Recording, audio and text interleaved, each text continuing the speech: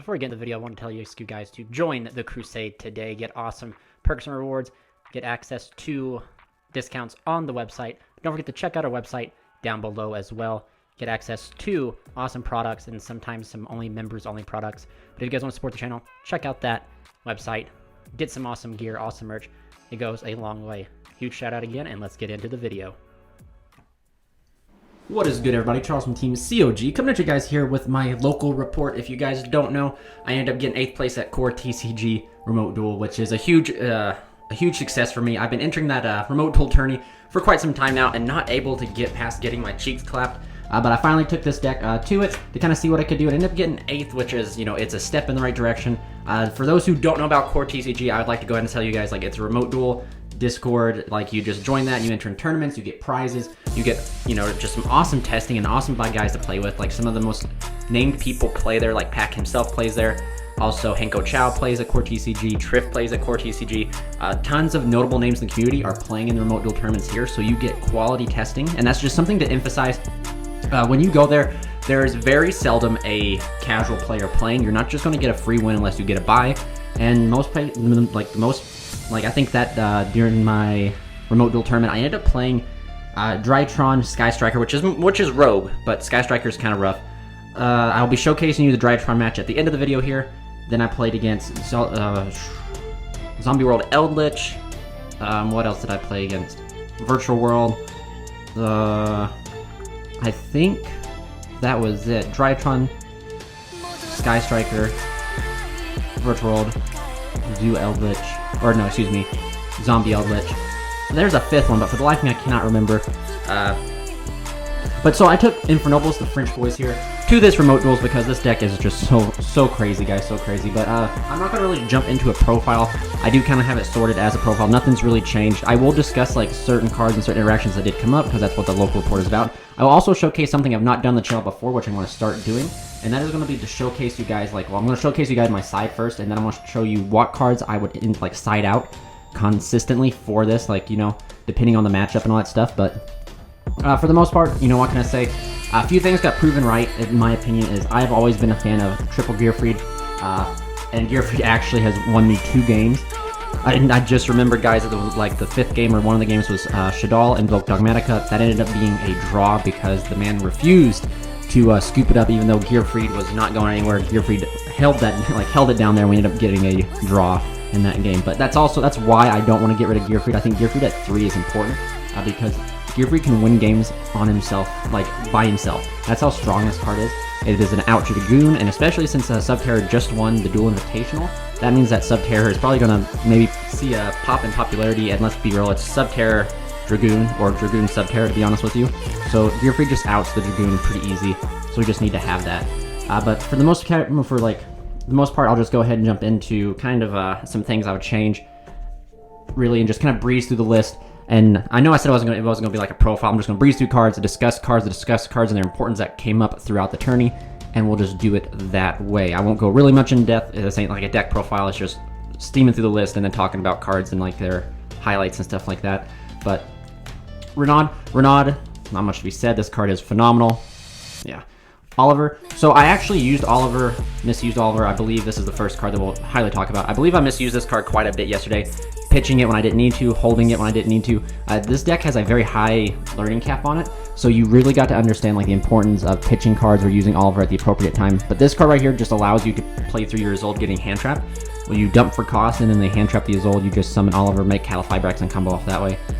Double Ogier. So this card, believe it or not, popped up more than what it should have. However, I do not think I will be cutting it down for 2.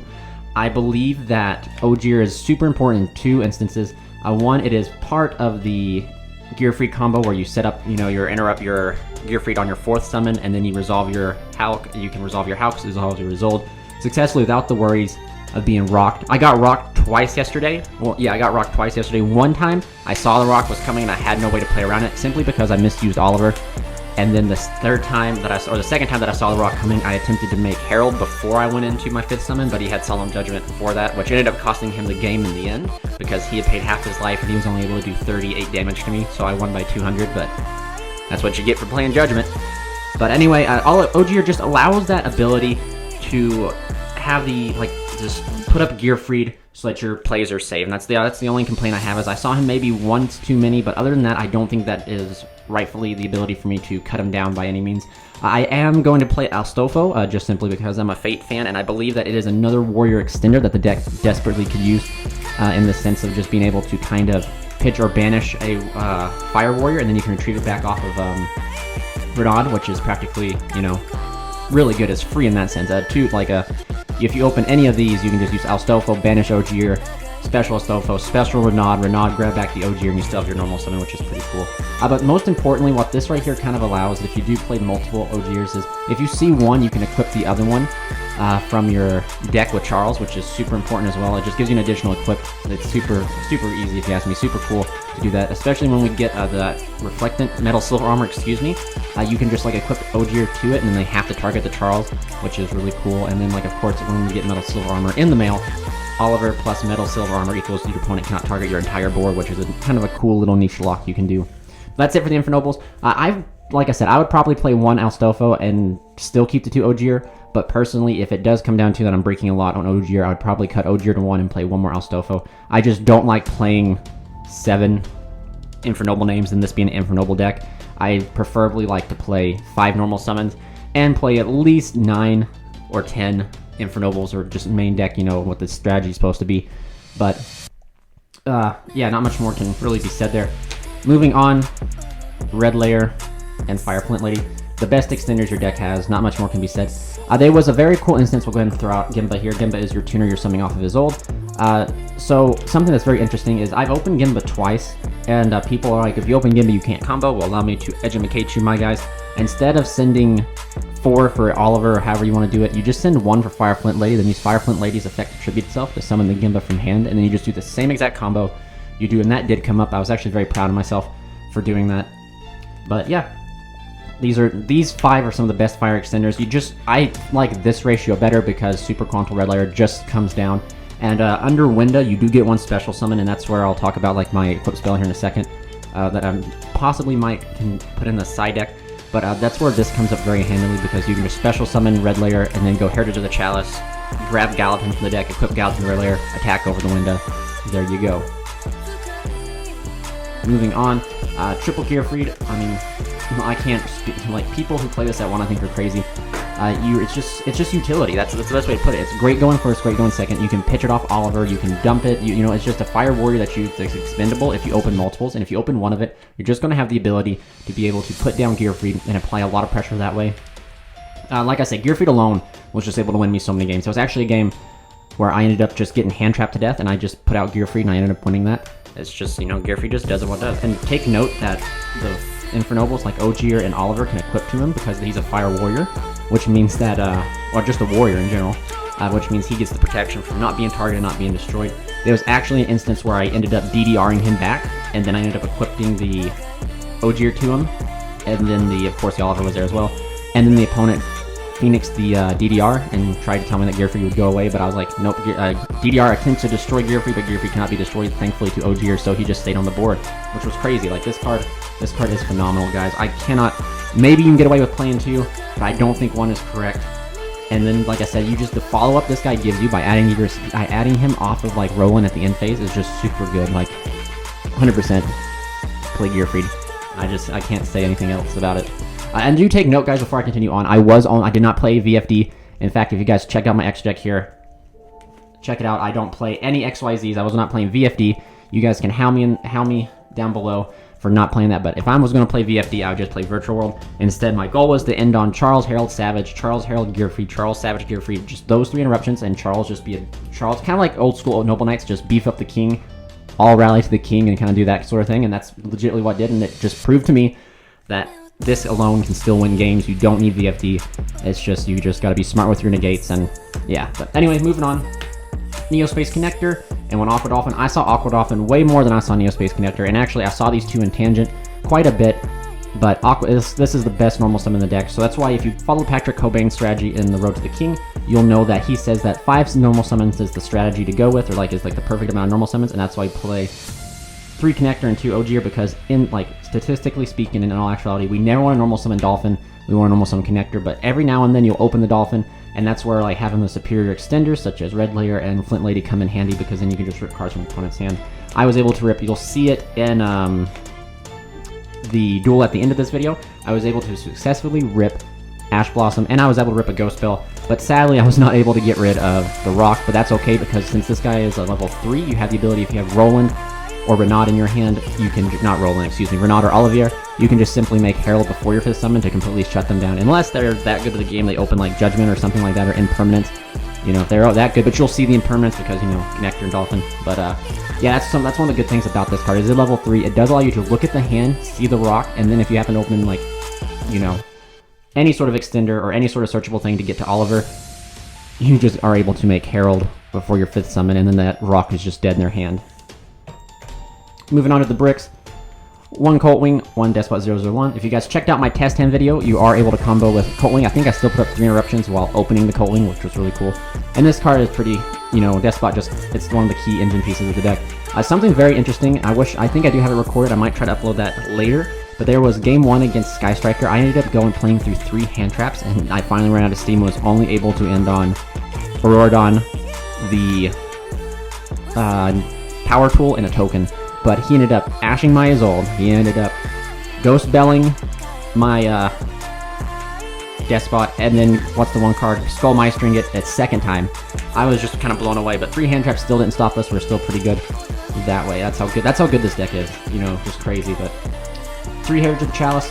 This card is amazing. It's the row of the deck. Please, by all means, guys, remember this card has an effect that says if an Infernoble card you control is destroyed by battle, add it back. Actually, I can very much contribute to my loss during to the Sky Striker matchup because I did not add this card back. Charles was not able to be moved because I couldn't be targeted, and Sky Strikers, all they do is target. So by having the ability to add this back, I could have got Recursion and pushed for a higher amount of damage. However, I did not add this back because I normal summoned an Ogier, dumped, he ended up attacking over the Ogier. I forgot about this, and I didn't get the Recursion that I needed. So do remember, it does have a second effect. This card is a phenomenal search card.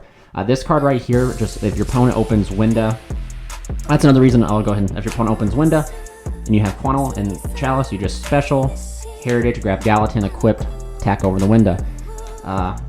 Now something else to note that another reason why I like playing 3 Ogier, or 2 Ogier, is if they happen to go Vanity Ruler, Vanity's Ruler, you can go normal Ogier, Chalice, grab yourself Gallatin, equipped, Ogier is the same strength as the Vanity Ruler, crash, then combo off that way. That's why I like playing Ogier, is because you have multiple ways to search out and out to those type of Floodgate-esque monsters and make your cards bigger.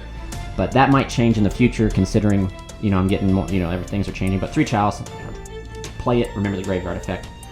Durandal is really good. I kind of had to remind myself that this card can equip to any card. It doesn't have to be a Fire Warrior, and that's just phenomenal. You can bait so many hand traps right off the bat by equipping this to your opponent's monster and then sending it off. You don't even have to do your normal summon. You can go ahead and add Flint Lady. You can add Red Layer. There's so much more, and that's another thing I have to remember myself, is that this can add any Fire Warrior. It doesn't just have to have Infernoble, but 3 Living Fossil, not much can be said. It's part of the combo. Reveal it off of the Power Tool. 2 DDR. This card is just straight fire. I almost wish I had space to play 3 of it, but 3 would be way too many. You can normally dump this off of, this is like normally this and Phoenix Blade is what I dump off the Isolde, because then if I happen to get to Renaud or have access to Renaud, I can just add this back and it's just free extension to extend even farther. But moving on, Phoenix Blade. Phoenix Blade is just crazy, guys. This card should not exist in my opinion, but it does. And it's just super good with this deck, in my opinion. It just gives you instant discard fodder for your Renaud, for your Oliver. Gives you the ability to discard fodder for Aqua Dolphin, you name it. It's just super good. It also fuels synergy with DDR, so it just allows you to practically bring out big monsters for free and do that way. 1 Gallatin, like I said, this right here will be Metal Silver Armor, and this is where I think that my side deck will change. I believe that Gallatin should actually be incorporated no matter what, because those Flood deck-esque monsters like Winda and Vanity Ruler will be in the format for quite a while. So we have to have a main deck out for it, and that's what Gallatin gives us. So I do believe Gallatin will be moved to the side deck, which I think I played 14 cards. And I also want to incorporate Arthur in the side deck as well. Being able to hit set cards is pretty powerful as well, at least forcing out certain problematic cards by just using Arthur and popping. And Arthur is not once per turn, so if it re-equips, it can do it again. And also, against it, Arthur just targets set cards, not just set spell and trap, so you can pop that pesky Subterra Guru if you need to, without even flipping it. So But Gallatin will definitely probably move to the extra deck or side deck, and then Metal Silver Armor will be put in the main because Metal Silver Armor is just such a busted card in this deck. Making your entire board untargetable, making Charles untargetable is just crazy. Now this right here, I played double Dark Ruler No More.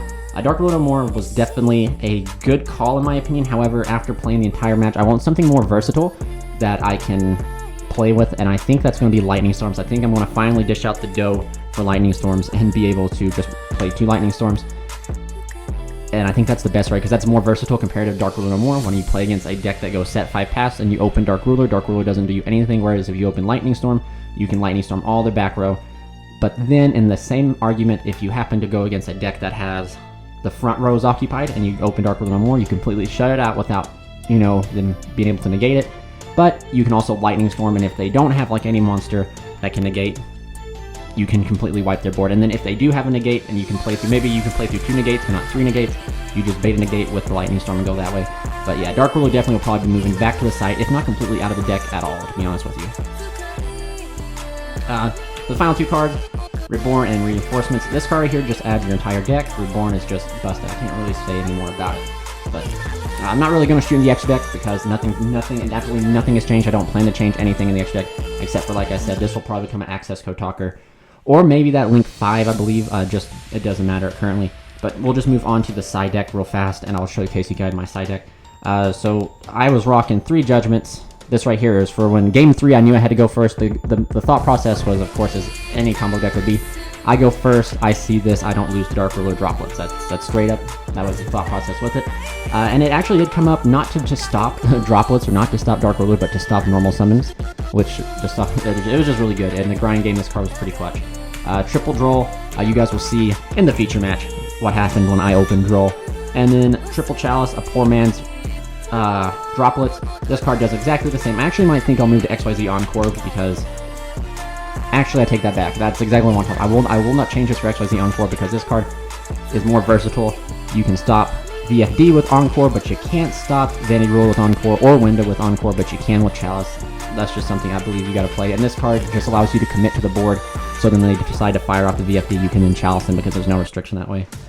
Triple Cosmic Cyclone. I actually believe this will become Twin Twisters. The Titty Twisters are just too good. This deck has such great recursion. It has so... Like, you only need 2 cards or 1 card to combo off, so you have those additional cards that you can pitch just to do more and get rid of more back row. The 3rd Dark Ruler and Red Reboot. Red Reboot will stay, but I do think these will become Twin Twisters. But let's go ahead and move on real quick, guys. Quickly here. We're already pushing 17 minutes. It's going to be like a 30-minute video. We'll go ahead and talk to you guys like what I normally side out when going second. So the first thing you never side out is like, you never side out engine cards or like starter cards. So a lot of times I'd see myself cutting 1 or 2 Gear Freeds. We'll just put 2 here, 1 or 2, just depending. Most of the times it was 1, so I won't just cheat and say that. I would always cut Flint down to 1. I'd also cut this guy. I'd cut an Ogier, and I believe that is it for the monsters. And then for spells and traps, I would cut a DDR. I would then, I think that's and then I'd cut out the Dark Ruler No Mores depending on the matchup. Now, that being said, this is 7 cards, so that's where my odd number of extra deck kind of comes in. I could side in Cosmics if I needed to, I could side in Drolls if I needed to, and then Red Reboot or the Dark Ruler. That was kind of my strategy. But these are the 7 cards I normally took out quite a bit. The only reason I took out Different Dimension Reincarnation was simply because I can dump it with Isolde and then get it back with Renaud, so I have access to the 1 copy if needed. But when I was going first, guys, I'm not going to lie, I cut this, do like these 2. Definitely Dark Ruler came out for Judgment, along with, I believe, Reincarnation, or, like, I wouldn't cut a starter. And Ogier is a starter, but Ogier is only a starter if you happen to open it with Renaud or, like, Durandal. So that's why Ogier can be cut easy, easier than the rest, because this card just allows you to, it's super searchable, and it only is a starter in certain instances, whereas, like, it's not like Neospace Connector. Is not full combo, but Ogier. So this is what I would cut, per se, and maybe it wasn't the best option, but I never had any complaints with it. You play 2-1, all these guys are searchable, all these guys you just have instant access to, so put in such powerful cards such as Solemn Judgment, Droll and Lockbird, whatever truly you need to put in. But yeah, so this is like, I guess that's supposed to describe it. These are the 7 cards that would consistently come out of my deck, and I put 7 in. Depending on the matchup, like especially if I was going first, these 4 would stay in, and I would just side like 3 out and put in Judgments, just simply because if you see Judgment with your hand, you're protected from Dark Ruler more. But that was only when going into game 3, so that I just wouldn't lose, you know, to like blowout cards like Judgment, or not Judgment, Droplets, and or Dark Ruler no more. That's all that really went in going first, because the deck inherently is designed to go first, so the deck, like, these guys are just good to go first against.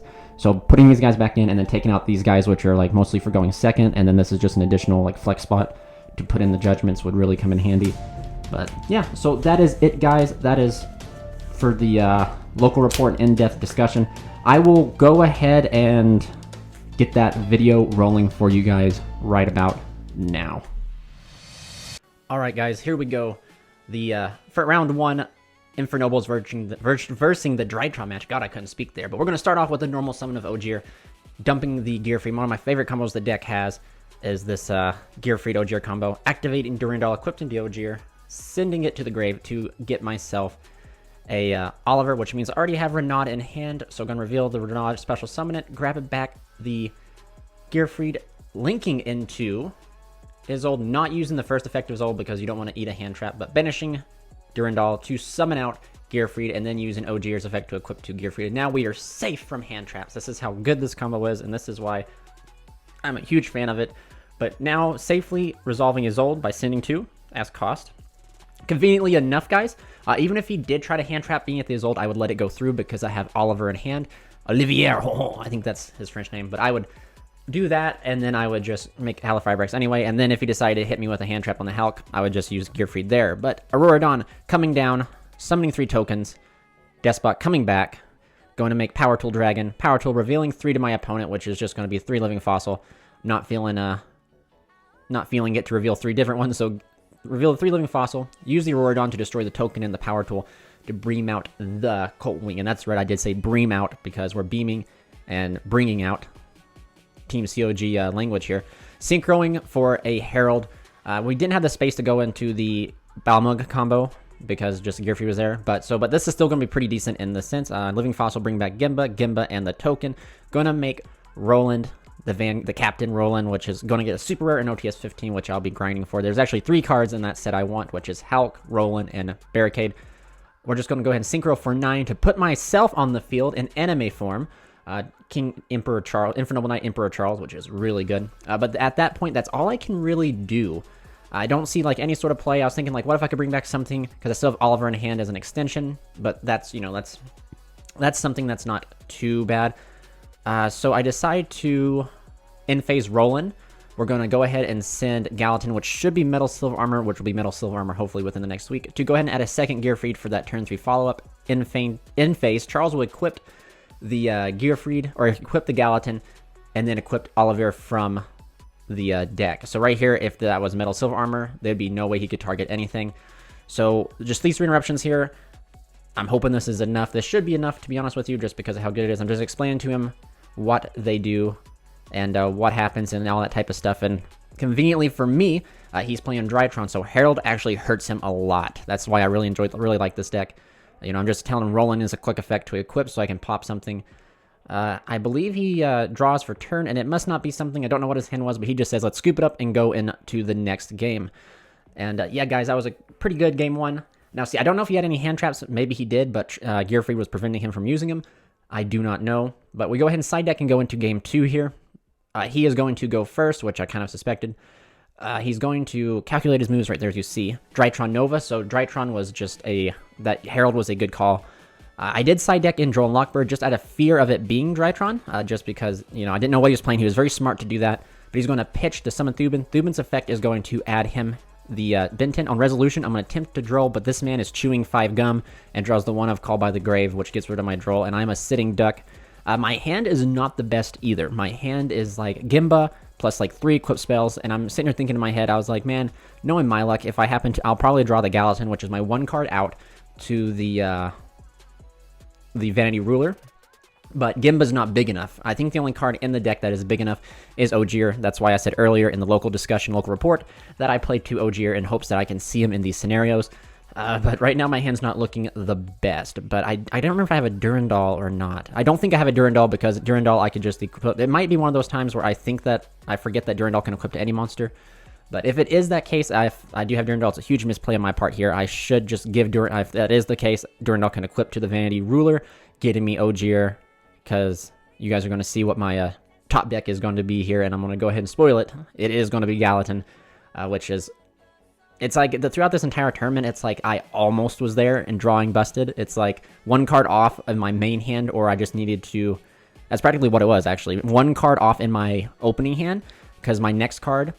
My draw was always busted. I just needed one more card in my opening hand to complete the fire the Fury French boys could conjure up. But sadly, he is going to get Herald. So not only is my problem here is if I out the ruler, I have to play through that Herald, which is going to be difficult on its own sense because my hand was not good enough as it is. My hand was barely good enough to be able to try anything. But there you go. I'm showing I drew my out Gallatin for it. But then I'm also showing... No, I drew Phoenix Blade. So we're going into game 3 here. So I was just showing him, there's my hand. So I had Phoenix Blade, I think DDR, and Gimba. Nothing, I couldn't get big enough, sadly, to get over the ruler. But we're going to start off with reinforcements of the army. This is something I need to get used to, too. I opened Dolphin this hand, so I need to get Dolphin and understand when I reinforce the army. Unless I have Olivier, I need to just go ahead and get the connector and just utilize the connector as an additional body, just because I get more bodies on the field in this right here. But again, hindsight's 2020. I needed the Oliver. I special summon Red Layer because it's free, and normal summon Dolphin. I use Dolphin's effect. This is where I make a horrible, horrible misplay, is I end up pitching the Oliver. I should have kept a hold of the Oliver, and he just reveals to me his hand, which is Ash, the Rock, and Herald. So the only card I can hit out of his hand is Herald and Ash, but Herald's dead in his hand. So now I got to attempt to play through this Rock. And see, guys, if I did not pitch Oliver, I could potentially have summoned a... Because I think I had Monster Board in my hand. And the other card was an equip spell, I believe.